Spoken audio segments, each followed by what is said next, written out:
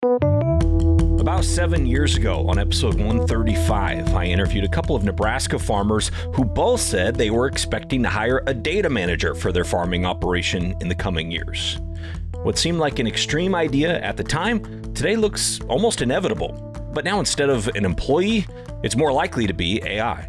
If you could hire somebody that knew everything about agronomic research, knew all the statistical techniques to do advanced analysis, machine learning techniques, things like that, and knew your entire data landscape on your farm, you would love to hire that person because you could walk into their office and ask them any question and get an answer right away.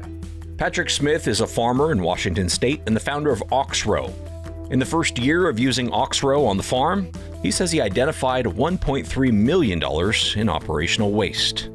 While there's certain areas of our business that I think we know a lot about, and we're right, we do know a lot about that, there are other areas where I think we have to be willing to admit that we don't know nearly as much as we might want. Patrick Smith of Loftus Ranches in Oxrow on today's Future of Agriculture podcast.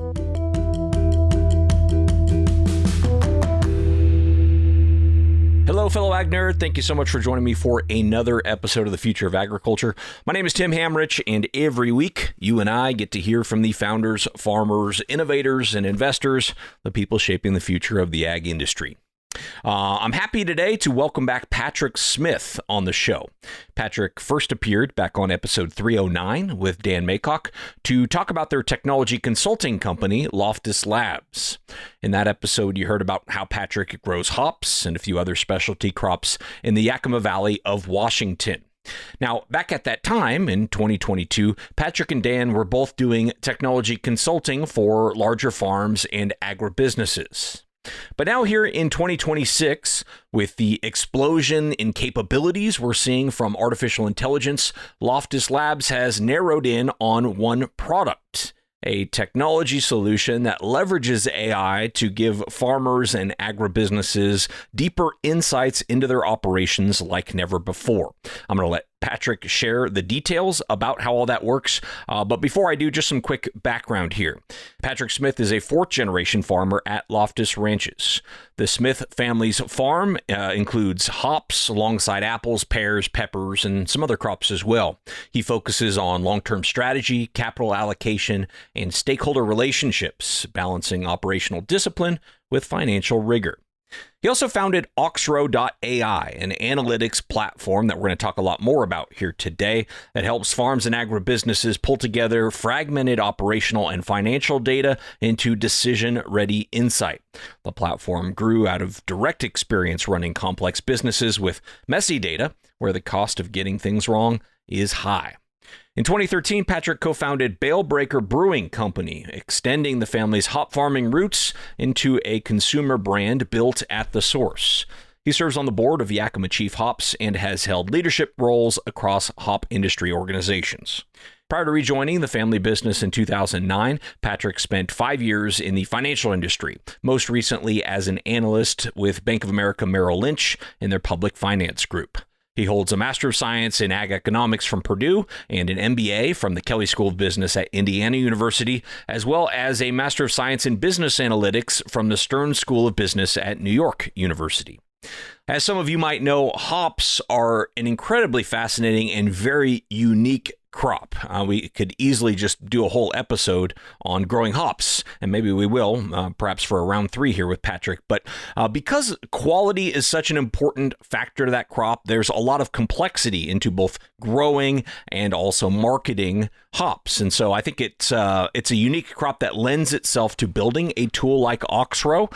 But as you'll also hear in today's episode, the uses of Oxrow and AI in general on the farm and in agribusinesses stretch far beyond just hops. So anyway, with that in mind, here is my interview with Patrick Smith.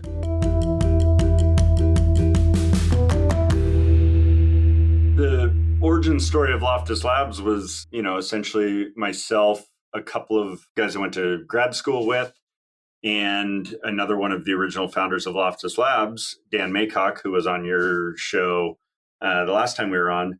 Just kind of, I, in my role as CEO of a farm, just experiencing challenges with the data that we have access to through the various systems that we use, and really just struggling to turn that mountain of data into actionable intelligence, information that we can use to inform the things that we do on the farm. And there in late 2020 and 2021, when we were getting Loftus Labs started, just feeling like I didn't have the resources available to me as a farmer to really be able to do that. And so that's where we started. And, in the background, we always kind of figured that we would, through our consulting work, eventually understand the business problems that farmers have, not just Patrick Smith and Loftus Ranches, but farmers more broadly, in a way that then allowed us to pivot to more of a product model. The consulting model is great, but because you're starting every engagement with the customer from scratch, it gets expensive, it's hard to scale, and your impact on the industry can be fairly limited because it's kind of one-to-one engagements, right? And so consulting for us was a great way to essentially get paid to some extent to do R&D and understand the landscape more broadly than just what we experience at Loftus Ranches. So then kind of after a few years of that, we started kind of pivoting toward a hybrid model of consulting and product. And then AI came and changed so much. I mean, I think we all, have had various experiences, and certainly the audience that listens to this show probably, more so than the average participant in the agriculture industry, probably using AI in various ways. And what we found is that it really was able to accelerate our product development and the types of things that we could do. So as we were kind of making this shift into a hybrid consulting product model, then, generative AI, large language models, all of this stuff, what we call ChatGPT and Claude and all the other models that are out there, really allowed us to shift our focus to product only and really leveraging the power of AI to solve some of these challenges. And so that's, broadly kind of the shift that we've made over the last 5+ years. And going forward now with a new name, a new brand, and a product model to help agriculture solve some of these issues. Very cool. Yeah. And so that new name is Oxrow. And if a farmer asks you, okay, what is Oxrow? Tell me just what's it going to do for me? How do you describe it to somebody new?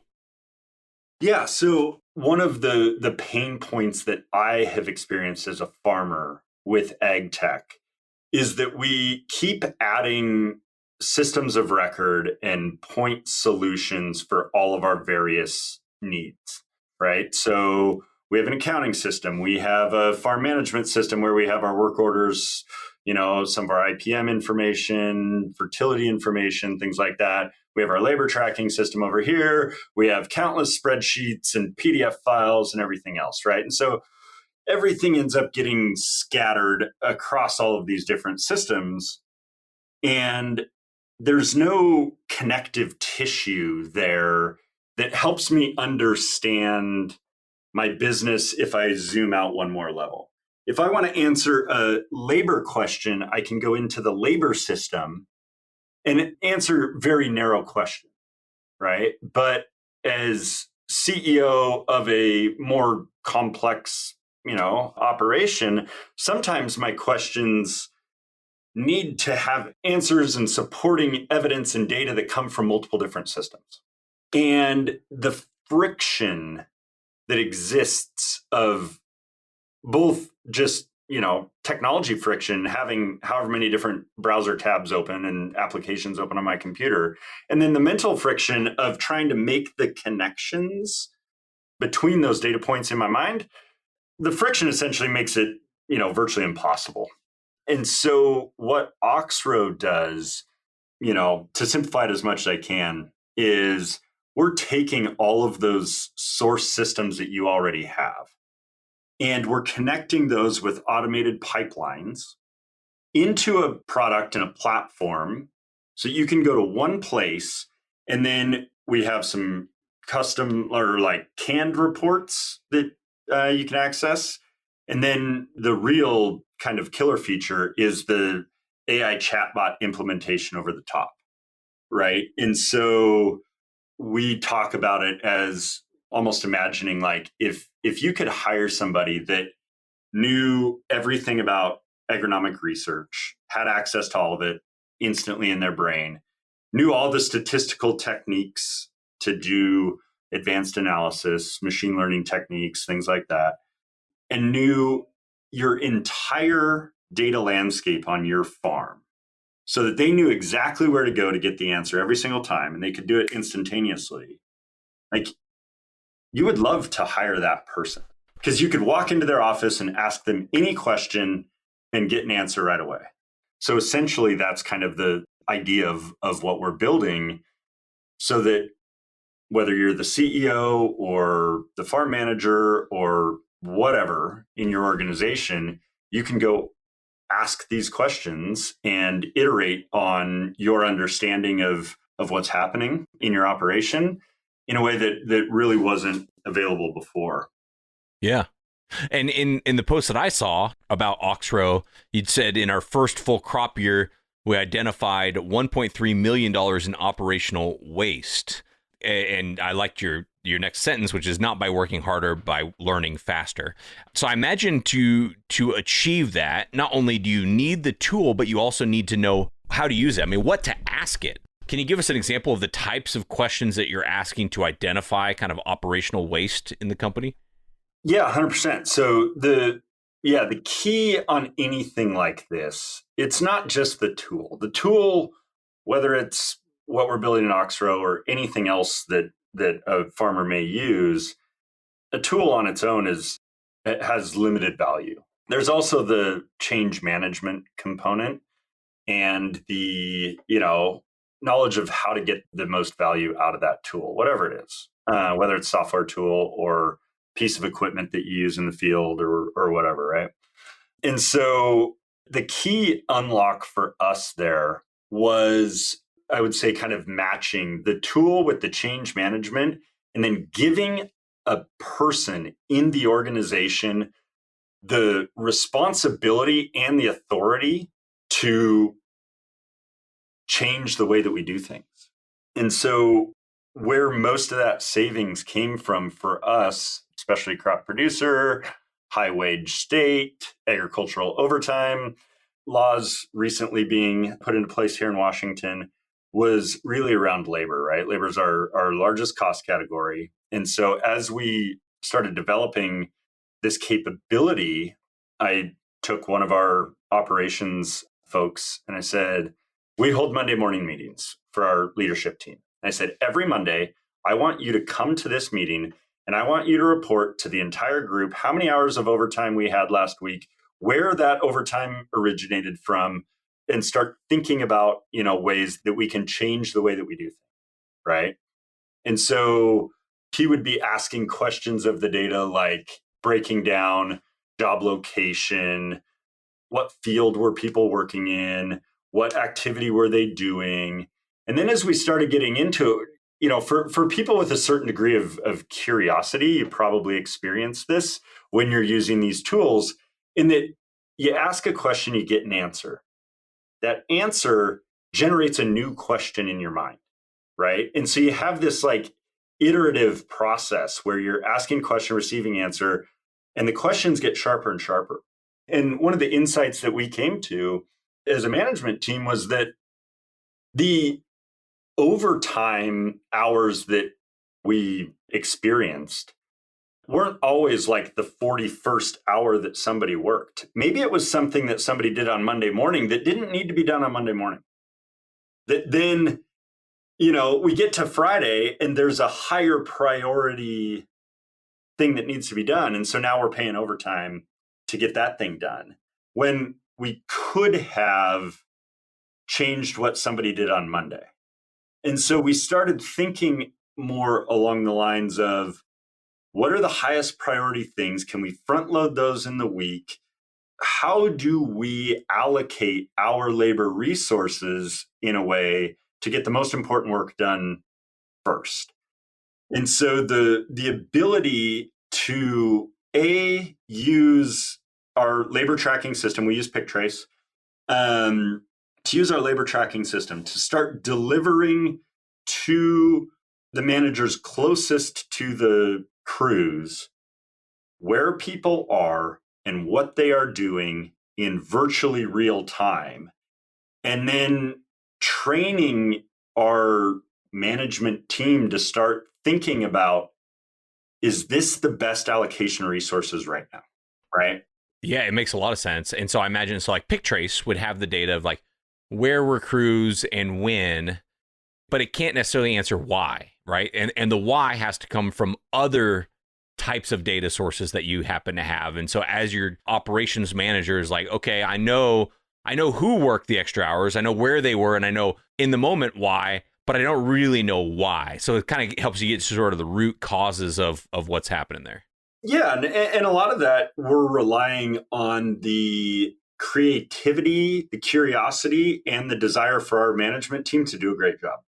There's the old saying, like, what gets measured gets managed, right? And so once we started measuring and reporting, like it's not just measuring, it's reporting and talking about it, about overtime hours with some degree of granularity, then you start to get all the creativity from the team going, okay, well, what can we do differently? How do we, if the goal is to make that number as small as possible, what are the changes that we need to make? And so wasn't that we changed like how hard we made people work. We just got really good at learning as a team the leading indicators of what generated an outcome that we didn't desire. And then we start focusing on the leading indicator versus the lagging indicator. Overtime hours are a lagging indicator. By the time you have them, it's too late to change it, right? And so once you see, hey, we had 347 hours of overtime labor last week, it's too late. You got to pay the people the overtime, right? And so instead, focusing on that leading measure and shortening the, that feedback loop, right? And we were guilty of this same thing, number of years ago. And in some areas of our business, we still are. So much of what we do in agriculture is after the fact, right? We understand what happened after harvest. We spend the time to go back and debrief after. And I think the opportunity for us is to embed those learnings into our operating cycle more frequently. And so there's where that combination of tool and management process and change management and changing people's behaviors, where those have to come together. Sure. And what strikes me about AI is that before there was a real risk in over optimizing for one variable. So like, I'm only going to optimize for lack of overtime. It's like, well, hold on. A farm is way more complex on just like making sure nobody works overtime. But with AI, it seems like you can attach all these different constraints to it. It's like, look, I can't safety is number one. So whatever plan we do, safety has to be number one. And then like, how do we minimize overtime while making sure everything gets done? Like you can put those sort of complex queries to it that you just couldn't do before. There's no way to interact with the various data sources in order to optimize for all those factors. And sure seems like things have changed. Yeah. I mean, the ability for AI to make some of those connections, some of the things that many of us intuit to some degree, but lack the hard evidence that A and B are related. And I mean, you talk to any farmer and they'll tell you, like, I think that if it rains X amount in the month of May, like our yields will be up or down by Y%, right? Every farmer, depending on where you are in the country and what crop you're growing, like has those, whether they're rules of thumb or just kind of things that they intuit about what they do. And AI allows us to explore some of that in a way that we never have been able to before. And so we've got a couple of pilot deployments of Oxrow with some row crop farmers in the Midwest, and very different, honestly, than what we do here in the Pacific Northwest with specialty crops. But we met a couple of them over the years at various conferences, FarmCon in Kansas City in January, and other points along the way. And so we've been able to put Oxrow on top of their John Deere Operations Center data and start, testing out whether or not there's value there. And what we're finding is that they love it. They love being able to ask those questions that they've, had a gut feel for, and now they can get more concrete evidence for, whether it's, like I said, connecting yields to rainfall at a certain time of year and understanding what that looks like to inform their marketing decision, right? Because if you can get out in advance of it, if rainfall is a leading indicator for your yield, and for row crop farmers, it's not so much important for us in the crops that we grow, but where they've got these marketing decisions that are, arguably some of the most critical decisions that they make every year, if they can get out in front of that and understand with a bit more confidence, how many bushels to lock in pricing on, that can have a significant economic impact for them at the end of the year.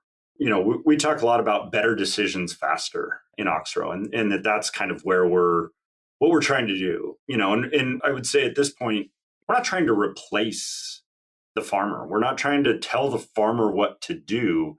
We're trying to give the farmer and their team a tool to make better decisions faster. Right. And I mean, to an extent, the farmers already, they've already placed value on the data that they're collecting. That's why they're collecting it. It's just helping them combine those sources into something that could just chat with them. I do want to ask you, because last time you were on, I know we had a conversation about, like, at that time, you all were consultants partially because you didn't see a need for an ag-specific solution to the problems you and others were having with data at that time. And so it was like, hey, we just need to help people use the tools that are already out there that aren't specifically created for ag, but work for ag. With this, why is there a need now for kind of an ag-specific tool? Yeah, it's a great question, because it totally is absolutely different than where we were a few years ago.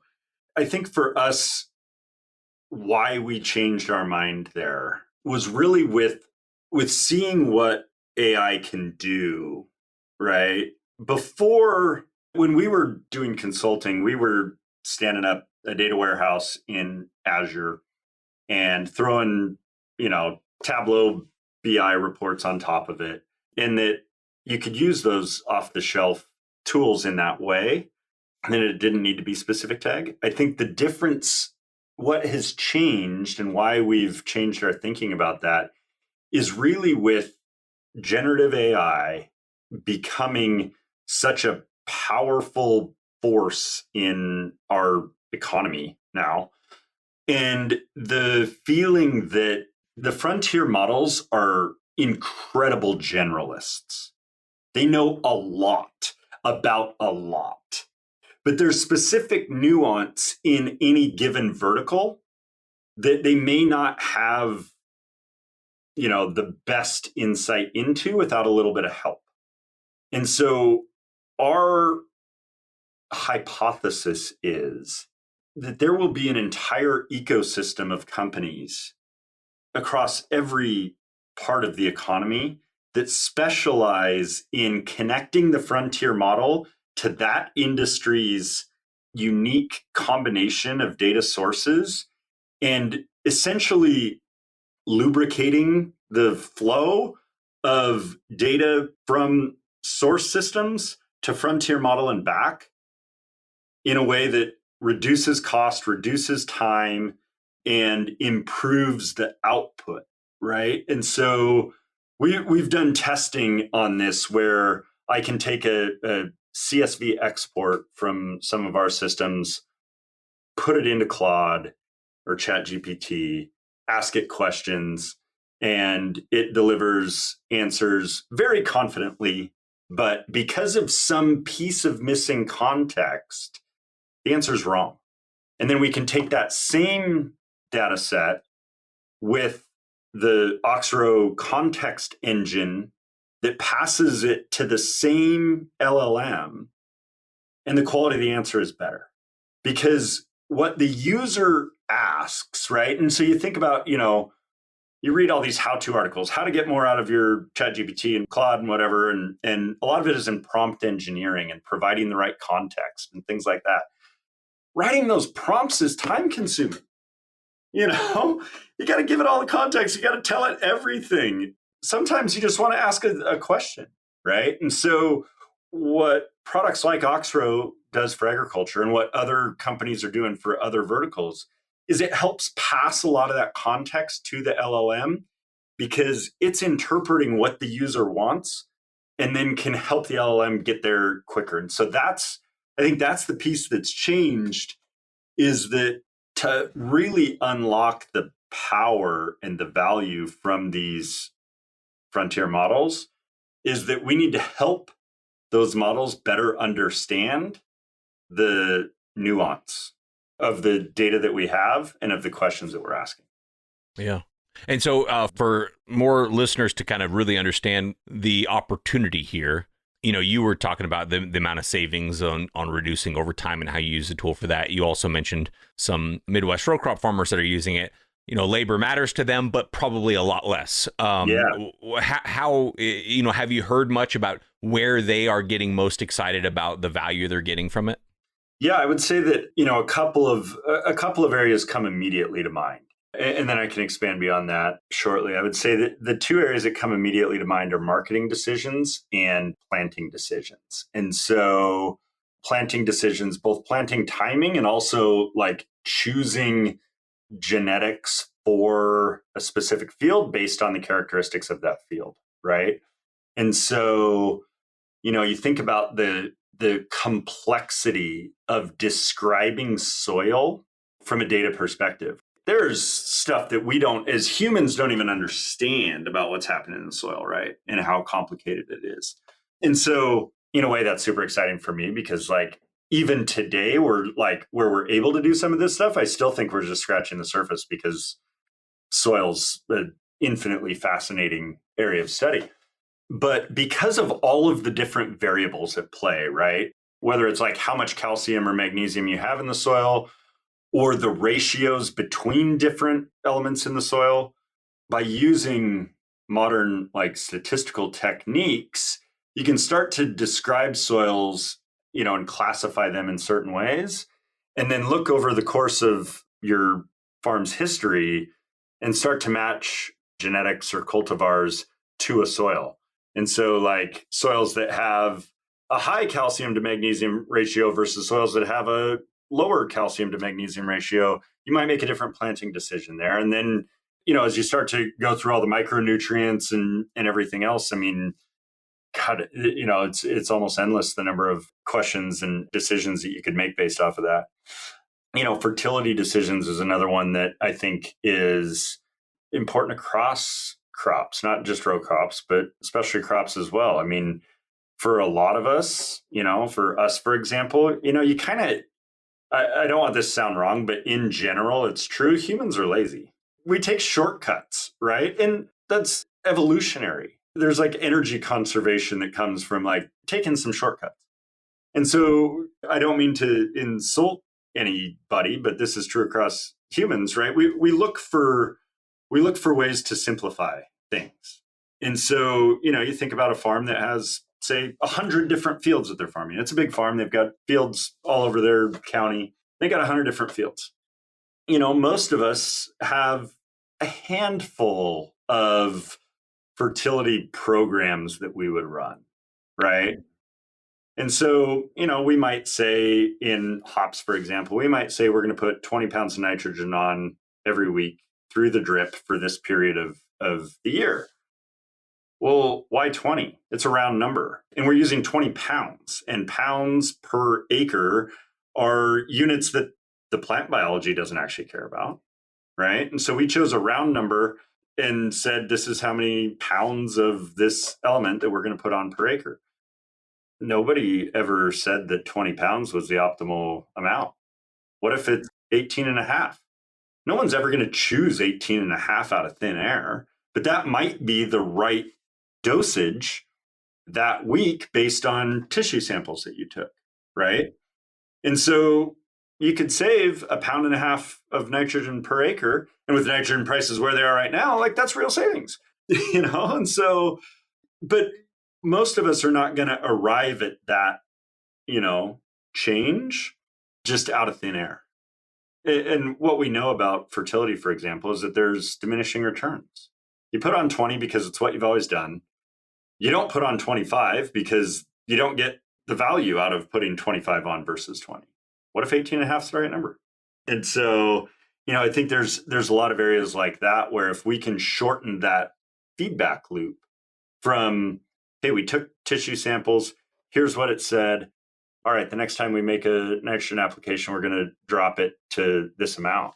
That type of thing can result in real savings. As the technology continues to get better and better, and as we, as subject matter experts, the farmers, all of the farmers out there are subject matter experts on their own farm, in their own crops. The opportunity for making better decision is, almost endless. I don't think there'll ever be a day in my career where I wake up and go, well, we've solved all the problems. We know everything there is to know. That's not going to happen. And so, so it's a nice, never-ending improvement project for us. It is. And where I get excited is, and I'm only speaking for myself here, but I always found myself a little skeptical when it's like, these point source software solutions, like, we're going to collect your data and help you make better decisions. Like, okay, you're kind of telling the farmer a lot of times what they already know, or at least that they intuit. But when you start talking about what you just did, the complexity of the soil, added on the complexity of genetics, added on the complexity of fertility, and then if you want to add on, the complexity of quality with something like hops, like, okay, how does the soil biology connect to the drinking experience of these hops? Like, it's infinitely complex, and if we can really collect interesting data on that, especially if we can get into something like real-time accurate yield estimation data, it really does start to make dramatically different decisions if you can interact with something that's going to take all those things into consideration. Yeah, absolutely. There's some amount of humility, I think, that we've also brought to this to some extent, and that is that while there's certain areas of our business that I think we know a lot about, and we're right, we do know a lot about that, there are other areas where I think we have to be willing to admit that we don't know nearly as much as we might want to. And soil and fertility and those types of things is one of the primary examples of that. And it's not that we're doing a bad job. I often say that if you are still in business as a farmer in the United States of America, you're good at what you do. Because the industry and the, macro economy and everything that's happened over the last 150 years has given you and your family 1,000 different reasons to go out of business, and you haven't. So you're good at what you do. But I also believe at the same time that agriculture is such an infinitely complex operating environment that we are in because of biology, and biology is complicated. Human biology is complicated. Soil microbiology is complicated. These are complicated things. And there is no shame in me as a hop grower admitting that I don't know nearly enough as I would like to about how the soil microbiology impacts the acid and oil compounds in the hops, which are the key quality components in the hops that brewers are after. I don't know. I don't know that pathway. I have an intuition that there's a significant impact. But if you ask me to describe it, I'm just going to shrug my shoulders and say I have no idea. But over time, can we understand it? Can we understand 10% more than we do today? Great. Now we're better. And those are the types of things that I think are super exciting. And that there's no shame at all in admitting that, hey, like we're all doing a great job understanding about this much about certain areas of the overall environment that we operate in. And that's okay. Yeah. Well, if I'm a farmer listening to this from a real practical standpoint, how do I know if I might be a good fit for Oxrow? And are you kind of open commercially for whoever wants to put this into practice? Yeah, to answer the second question first, we are open. We are talking to new customers all the time. We love talking to customers in crops that we don't see as much here in the Pacific Northwest. We've got a fair amount of experience in hops, tree fruit, stuff like that, but we get really excited about talking to growers and other crops. So just because we haven't done something in your particular crop doesn't mean that we're not interested. Just means we probably haven't met anybody yet that does that. The other question is to how do you know if you're a good fit? I would say that the best fits right now for where we're at are farms that probably over-index to your listener population. They're progressive thinking about technology. I would say that Oxrow and the product that we are building is similar to any other product, especially technology product out there that's trying to deliver insights. And that's garbage in, garbage out, gold in, gold out. So the more your business processes right now lead to good data practices, right? The quicker you can get to value. And so if you're not sure about it, we can, help you understand what good data process looks like. But ultimately, like good, well-structured data, your team being consistent in its data input is certainly important. And then the other element, kind of circling back to a little bit of the earlier discussion, is curiosity. If you're curious about what's in there, about what's in your data, this is the type of tool that will give you, probably some amount of excitement, right? And that's what's fun for me and for our team is, that discovery and like scratching that itch that you have of like, I wish I could know this. And so I think the intersection of like data maturity and curiosity is like, the sweet spot right now. And yeah, Oxrow.ai is the website, and that's, find more information there, reach out to us, let us know what you think. And yeah, happy to have conversations with anybody in any crop. Outstanding. Patrick, thank you very much for doing this. Anything we didn't get to, though, that you wanted to add before we wrap up here?